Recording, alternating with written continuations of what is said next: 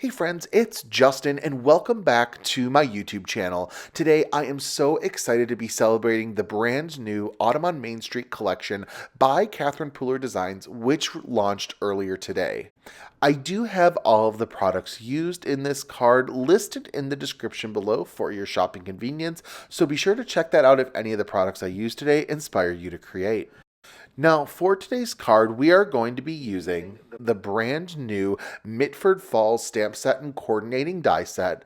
We're also going to use the nested arch die set and the Woodland Walk 6x6 pattern paper collection. And we're going to pull all of this together to make our super fun fall themed card today. Now, going into that Mitford fall stamp set, I am going to create a little neighborhood scene using the various trees, one of the houses, and the little pumpkin and squirrel to pull everything together. Now, what I do love about the Catherine Pooler Designs release is they suggest the colors on the pattern paper. So the Woodland Walk pattern paper collection does have the following suggested ink color combination that coordinates, and that's clay mask, ginger, mandarin spice, sea glass, bay breeze, sauna, and s'mores. And all of these colors are going to come together to make just the most perfect little autumnal scene card using the brand new Autumn on Main Street collection. So I'm going to pull in two pieces of my favorite white Catherine Pooler cardstock, and we're going to do some stamping using our MISTI to get our images nice and in place. So I'm taking one of my A2 size panels, and I am going to line it up on the bottom edge with the 3 tree images that are included in the Mitford Falls stamp set. Once I have them positioned, we're going to stamp all of them in the s'mores ink, and this is because we're going to be using the trunk portions with that s'mores ink to layer on top of a second impression of the trees. So I'm adding that s'mores ink to my stamps, stamping it down, and then once I'm happy with the impression, I'm actually going to rotate the paper to utilize the second half since I already have those trees in place. One of the trees I'm going to stamp in that sauna color. This is probably the bushiest of the trees where the leafy area goes down the furthest. So I'm carefully applying my sauna ink and also trying to be careful not to stamp it onto the other trees as well. And then I'll stamp it down and get a nice impression that I will have a beautiful tree of all of that sauna ink color. The next color that we're going to use is ginger, and I'm going to do that onto the smallest of the trees, and I'm going to carefully apply it just like I did with the sauna ink, trying not to get the ink on any of the other trees that are still on my stamp platform. And then we'll go ahead, get a good impression by stamping down our image, and then pull up our MISTI door and see what we get. Lastly, we're going to use some sea glass on that last tree, and because I've been removing the trees as I've been stamping them, I don't have to be as careful with this one, and so I'm going to stamp out that Bay Breeze ink onto our medium-sized tree, and then once I'm happy with the amount of ink on my stamp, we'll go ahead and press it down onto the cardstock, and then get it nice and saturated, pull it up, and we'll be ready to go for our next portion, and that's going to be stamping out that little itty-bitty squirrel, and I'm actually going to use that same s'mores ink to stamp this down. I thought it would coordinate really nicely. I'm trying my best to entirely stick with this color palette, and I wanted to make sure that my little squirrel had that brown coloring from the s'mores ink.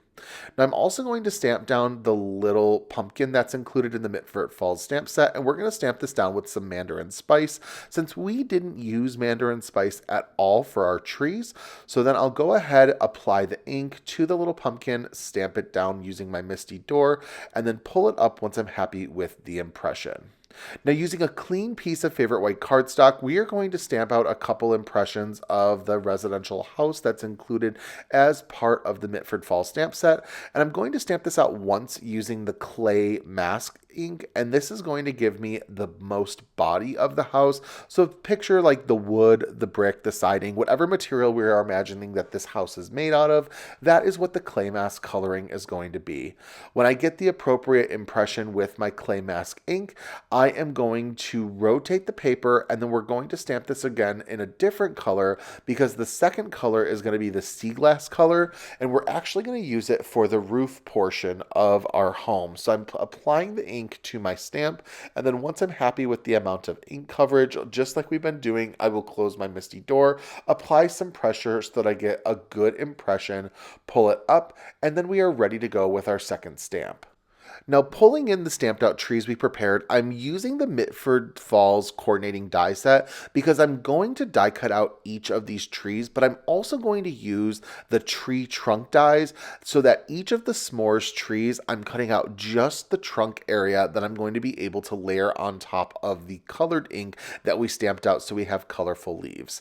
So I'm going to tack down each of the dies using some low tack mint tape, process it through my die cutting machine, and then I should be able to have each of these dies nicely cut through my paper so that I can begin the process of adhering my trees together. Now we're doing a similar thing with our house. I'm using the main outline of the house on our clay mask home that we had prepared. And then there's also a second die that I'm going to be able to put on top of one of our Bay Breeze homes. That die cuts out just the roof eave and the roof itself. And this is going to give us a fun dual tone with this little home. And I'm really excited to combine both of these colors together. So here you can see all of our die cuts ready to go. And now we can move on to assembling our various elements. So I'm using some liquid adhesive on the back of the roof die cut that we have of that Bay Breeze color, and I'm adhering it directly on top of our clay mask home's roof area, and I love those two colors, how they are working together. Now we're also going to be adding the tree trunks to each of the trees, and what we'll do is add liquid adhesive to the back of the s'mores ink tree trunks, and then once I'm happy with the amount of liquid adhesive on each of the trunks, I'm going to be able to then adhere it directly on top of our prepared stamp. And what I love about this is it's really easy to know where it lies because there's already the etched out lines that show what you have die cut it from. And so I'm carefully using my liquid adhesive to nudge the tree trunks appropriately into place. Then once I have it, I'm able to move on and finish up with the other two trees. And I'm really loving how this s'mores ink is interacting with each of the colors for the trees. We've got that ginger sauna and that sea glass color. And I'm really thinking that this is all working together so perfectly. And I love that Catherine Pooler always comes up with the most amazing color combinations for each of their releases. And this Woodland Walk paper for the Autumn on Main Street collection is absolutely no exception. Now, speaking of the Woodland Walk paper pack, it's time for me to select the panel that I want to use for the background of our card. And there are so many fantastic designs included, but the one that really caught my eye is this sea glass background that's got little fall iconography on it that pulls in all of our colors. So I'm going to cut that down to an A2 size panel and then also pull in an A2 size panel of shea butter cardstock that we're going to use with the new nested arches dies so that we can cut out a little bit of a focal image to help build up the scene for our card. So I'm going to use the second largest nested arch die included with the set and then use some mint tape so I can tack it down and process it through my die cutting machine. Now, if you've been on my channel before, you know that I am a huge fan of vellum. So I'm grabbing a piece of smooth vellum along with the largest nested arch die, which I'll tack down with some mint tape and die cut off camera as well. This is going to allow me to have a really fun nested element on our card that will still be able to allow us to see that Woodland Walk pattern come through. Now we're going to do a little bit of ink blending, and I'm going to use some clay mask ink with a blending brush and blend it on the top of our shea butter nested arch. And I'm really trying to apply this liberally so I can begin to sort of darken and orangen up that shea butter cardstock. The next color we're going to move on to is some mandarin spice, and this is going to be the last color for the top portion of our arch die that we're blending. And I just want to make sure that that mandarin spice blends really nicely into the clay mask ink, and I think that we're definitely onto something here. Now on the bottom of the panel, I wanted to give the arch a little bit of a grounding element, so I'm taking a blending brush and blending up some s'mores ink on the bottom just because I thought that this gave a really nice ground coloring for our card because I am going to use this arch to set the scene for our little autumnal card. Now, pulling in the brand new copper shimmer, I am going to put a little bit onto an acrylic block and then grab a clean watercolor brush. I always like to emphasize use a clean watercolor brush to prevent any sort of cross-contamination of colors, and then splatter it onto my nested arch die cut. I love this copper coloring. It is so perfect for fall crafting, and I knew that it would be just the perfect touch to add to our die cut of our little scene background.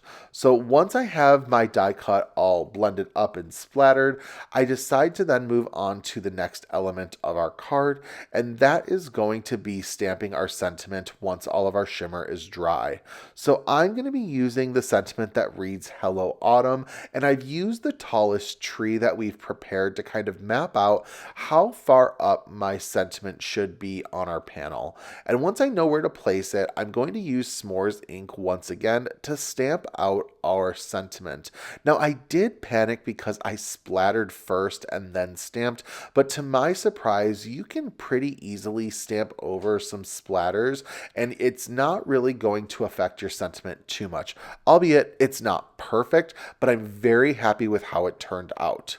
Once I have my sentiment stamped, we're going to put some liquid adhesive on the back of our shea butter die cut that we've blended and stamped, and then adhere it directly on top of our vellum die cut that's a little bit larger. And this is going to give just this beautiful vellum frame along our little scene arch. And like I said earlier, the vellum allows the pattern paper we're going to layer behind it to peek through so we don't lose a large chunk of it.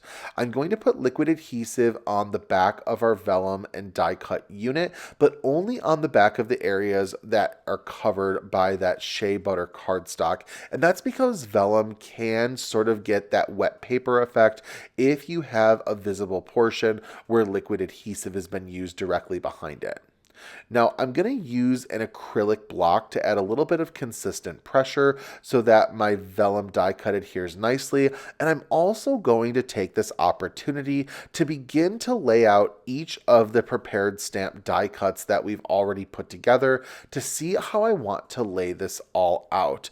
And I've determined that I'm going to sort of put the house in the front and layer each of the trees behind, but I want the trees to be layered in a way that they're a little bit offset, a little tucked behind, and I'm also using that smallest tree and giving it the illusion it's the tallest because I don't need to adhere it so it's flush to the ground.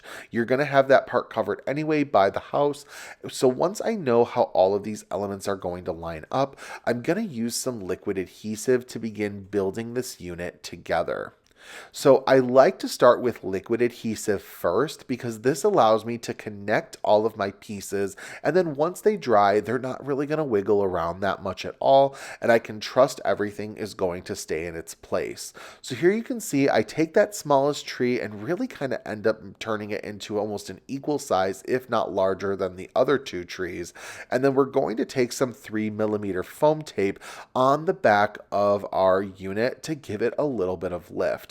I use these 3mm foam strips in almost every single card that I create, and I love that we created this little unit that's really going to pop on our card.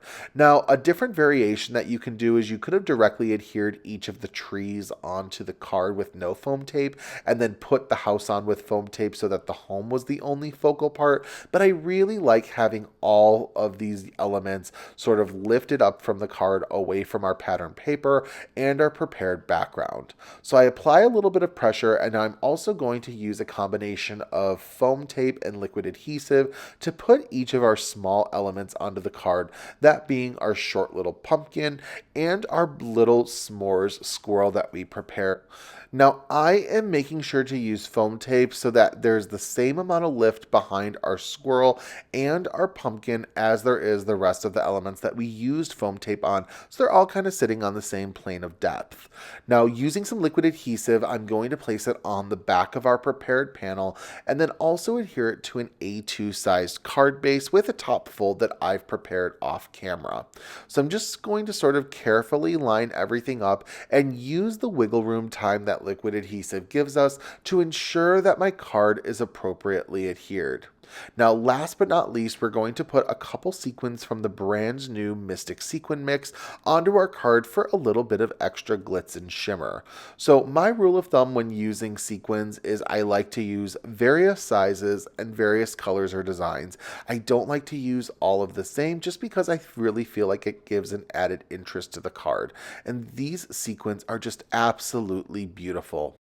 With that being said, our Autumn on Main Street card for the brand new Catherine Pooler release is completed, and I am just adoring how it turned out. Now, don't forget, all of the products used in today's video are listed down in the description below for your shopping convenience, and if you haven't yet already, make sure to hit that like button and also subscribe to my channel for future card making inspiration. Thank you so very much for stopping by today. I cannot wait to see what you create with the brand new Autumn on Main Street collection, and I will see you real soon. Goodbye.